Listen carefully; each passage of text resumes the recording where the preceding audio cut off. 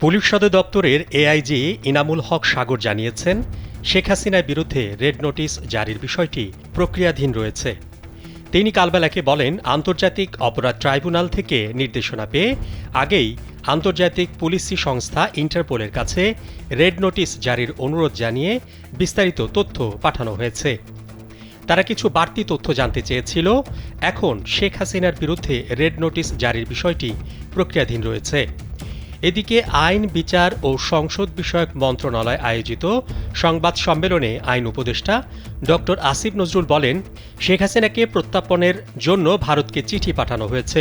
ভারত প্রত্যর্পণ না করলে চুক্তির সুস্পষ্ট লঙ্ঘন হবে। স্যান্ডেলিনা সো, রূপচর্চায় আভিজাত্য।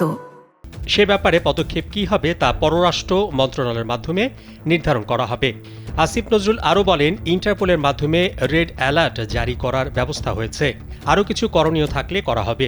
বৈষম্য বিরোধী ছাত্র জনতার তীব্র আন্দোলনের মুখে গত ৫ আগস্ট ভারতে চলে যান শেখ হাসিনা। এরপর থেকে তিনি সেখানেই অবস্থান করছেন।